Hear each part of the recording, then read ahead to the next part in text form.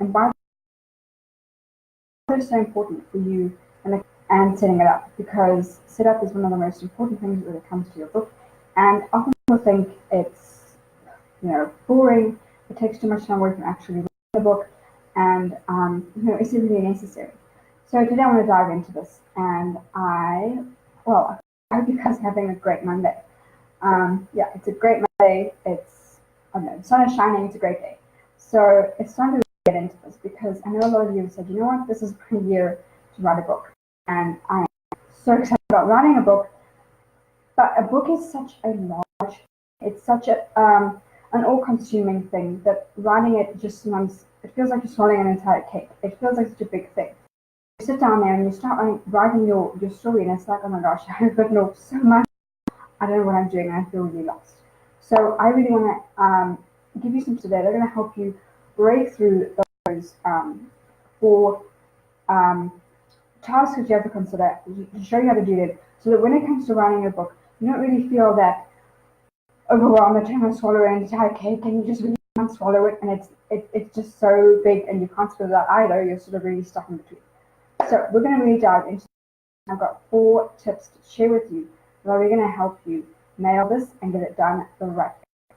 So let me just make sure this is working. I'm not be too sure. So I did it live on Friday, and it somehow has vanished into wherever vanished videos go. Okay, so good, we're all live. Okay, great. So we are looking at book setup because, like I said, some of you are going to, I have said, I want to write a book this year. But a lot of times it's like, I don't even know what I'm doing. I feel overwhelmed, I feel confused, I feel like I don't know what on earth I'm doing. And when I did my first book, or my first story that I wanted to publish, it was a short story. And I wrote it over a weekend. I had this idea and I had to run with it. And I was so proud of myself. I was like, yes, I did it. And I took it to work to share with some colleagues of mine. And they were like, oh yeah, this is amazing. But you're too young. But you should have done this. But you need to do that. And I was like, okay, fine. There's so many buts. Maybe I should just give up. So for a long time, I really did. And then I came back to it. I thought, you know what? I'm going to try again. So the next time I wrote a book, I was like, I have to get it out by the end of the month. And I rushed and I rushed and I pushed to get it out by the end of the month. And I did it. And while that was a great achievement for me, I sort of lost the feeling of newness. I'd done my first short story. I'd done my first book.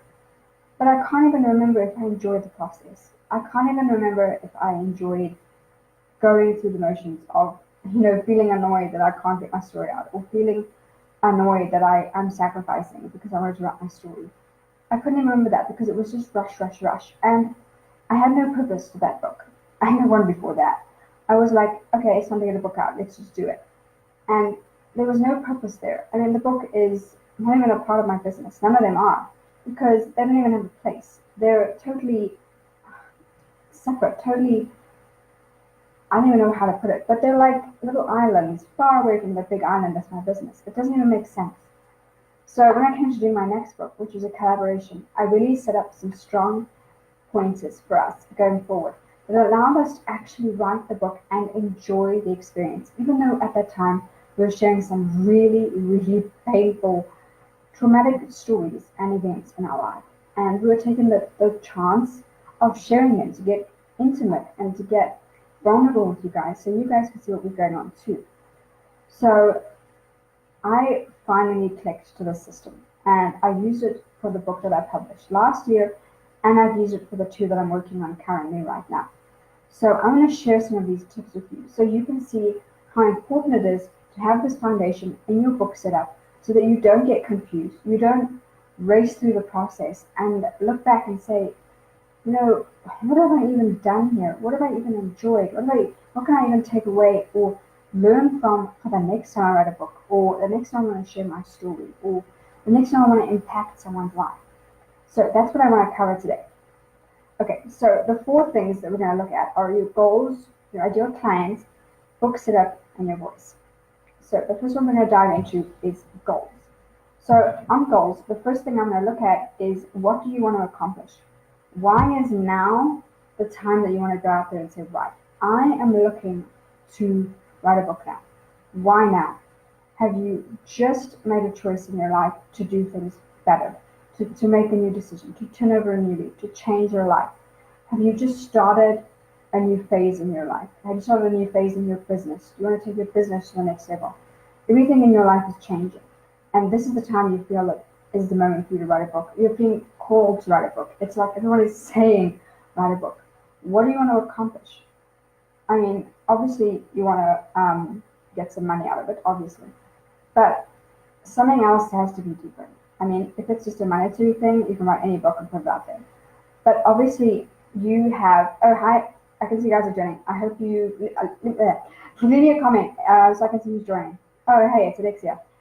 So you obviously have a goal for a book, and monetary goals are fine, but what deeper reason are you aiming for when you're writing this book? Do you want your business to go to that six-figure mark? And you're like, you know what? A book is going to be my tool to do that. It's going to be my high-ticket item that's going to talk to my audience and say to them, look, I know where you are right now. I've been where you are. This is my transformation. I can help you get from point A to point B. So as your goal setting for your book, it's really important to say, what do I want to accomplish with this goal and with this book? Okay. So the next part of goals is your transformation. Because for you, obviously, you are going to be changed in some way. You're going to be sharing parts of yourself. Again, you said getting intimate, getting vulnerable with your people, with your audience, so they can say, oh my gosh, she gets me. She's in my head. She knows exactly what I'm talking about. She understands me and she understands what I've been through. And I know that if I'm working with her, if I'm dealing with her, as I interact with her, she understands who I am. She understands what I've been through. She gets where I am and she knows where I want to go because she's there right now. It shows your transformation to your people. They understand you more and they can connect with you. They can see themselves in you and they can see where they need to go. So, part of setting goals for your book, the third thing that we're looking at, is it helps you understand the process of writing your book. It doesn't feel like that huge cake you're trying to eat anymore. It feels like bite-sized pieces that are much nicer to eat. And also, it doesn't give you that horrible indigestion and sick feeling and maybe being sick, but horrible things like that. It's just totally eliminated. You have a wonderful, amazing, bite-sized chunk of a book that at the end is that whole cake. But instead of it feeling like you're trying the whole cake at once, it was small, concise chunks. So that is what is really important. So we were just looking at goals, which is the first of four things I wanted to share with you. So in recap for goals, we looked at what you want to accomplish with your book, your transformation, and an overview of what the process is going to look like for you in writing your book. And that's very key, knowing what your process is, because not everyone can sit at the keyboard and type 80,000 words. It's just not, and it's impossible. And asking them to do that would be the hardest thing you ever ask them to do. So it's really important to know that. So we're going to move on to number 2, which for some reason I know with number 3, so I have 3 number 3s. But I really want to go into number 2. So number 2 is for those of you that are in right, you know what? This book is my ticket to 5-figure month, to 6-figure month, to going out there and saying, right, you as my audience need this. Why?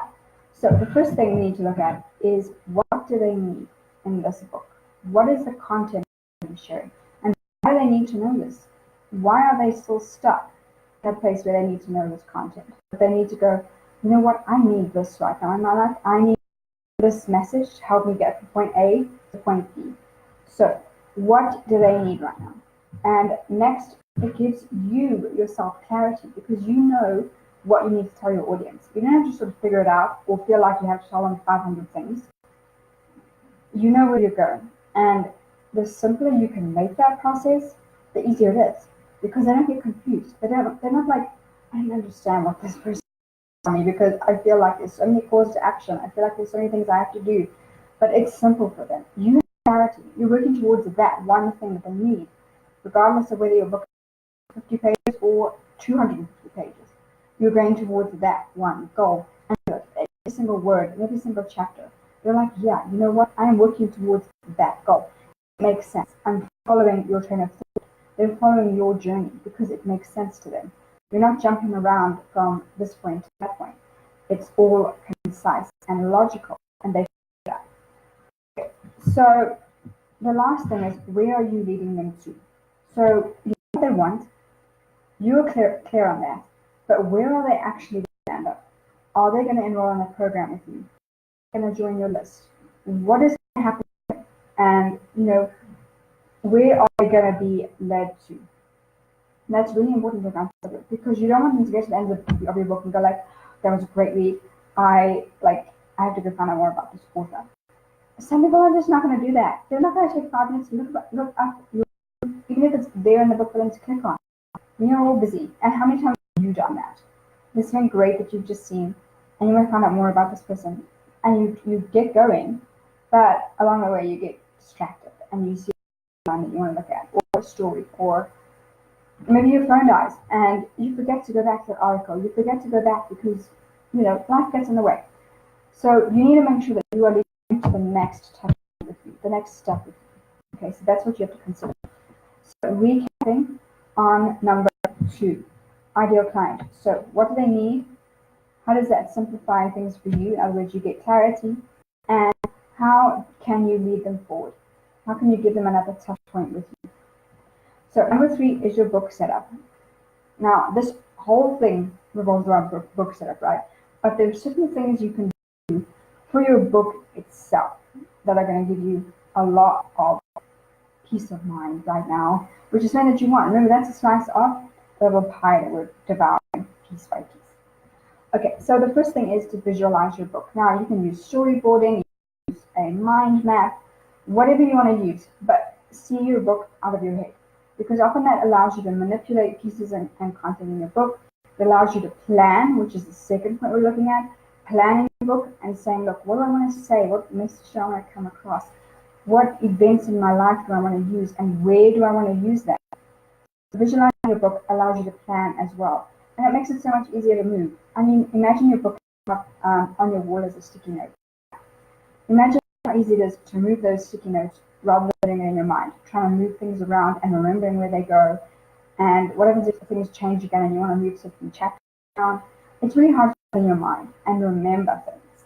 So having a way for you to actually see your book and visualize it and then start moving things around and experimenting with it is a great way for you to get clarity again on your book and feel like I'm making a difference. I'm actually going to make a difference with this book because I know where it's going to go. Remember, it's a touch point, so you want to make sure it leads onto something. And lastly, it allows you to experiment. If you see that some are dead end, or they just right now would confuse your ideal client, take them out. Okay, you can do that. Sometimes in your mind, it's hard to remember where you've moved things around to. That's why we see it out in the world. Okay, so that we can say, right, that works, that needs to change. We're experimenting. Let's swap these chapters around, see what it looks like. What does the overall feel of the book like now? So that's what we're doing. So step 3 was book setup. So the 3 things we looked at was visualizing it. So getting it out of your head onto anything, paper, some sort of digital mind map like Coggle or something like that. And then being able to plan and experiment with your book to get the overall feel that you want. Remember, you want something that's almost like a pathway from your gate to your front door, for example. You want them to be led slowly, step by step, and it gets easier and easier each time. And by the time they get to the front door, they're ready to take the next step and get to the next touch point with you. So number 4 of our 4-step and 4 task items that we're going through is your voice. Now, I don't mean your speaking voice, I mean your writing voice. So this is really important, and this is really powerful in the whole idea and the whole context of what you're going to be dealing with, is because you have a specific voice, and how you address people in your business, how you address your pain points, how you address the concerns of your audience. And that's going to come through in your writing. So it's really important for you to consider what your message is. How do you interact with people? How do you impact their lives? How do you come across and be that person that they need right now? That their message is like hitting home for them, like a bullseye. It's like, yes, I'm getting so emotional because this woman knows me so well. That is what you need to think of. That's what you need to think about, your message and the voice that you're using to express that message. So the next point is your focus. So what are you focusing on? Remember, the thing you're focusing on is what happens at the end of your book, the next touch point. How do you get them there? How do you get them to do the next thing? And lastly, it's your story. You don't want to bland basic encyclopedia of facts for your audience, right? You want to share part of you with them. You want to share what you've been through. You want to share why you are the go-to expert in your field, so that they're like, you know what, I get this woman. I get her story. I get her because I understand her. I understand how she thinks. I understand why she does what she does, because that was me. And it's important for me to connect with her because she'll understand me as the person I am and give me the tools that I need to move forward. So that's really important for you to consider. So your story, we looked at your message, your focus, and your voice. We looked at your message, your focus, and your story.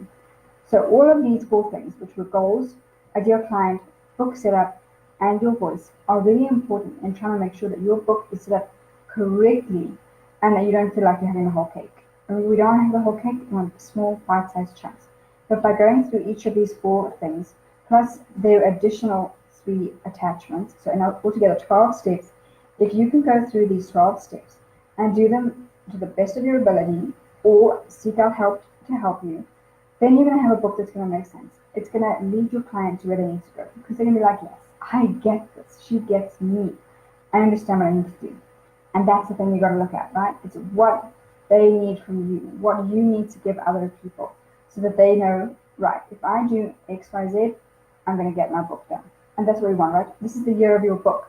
So I want you to go out there, work on these 12 steps, or 4 steps, whichever way you want to look at it, but work on these 4 tasks and get your book ready and up and running. So when you write it, it feels like a dream. So if you have any questions, put them in the comments. I'll be so happy to come back and answer them. Otherwise, I hope you guys have a great day. And I can't wait to see you again for another live video. We're looking at, again, getting your book out into the world and making 2019 the year you become an author.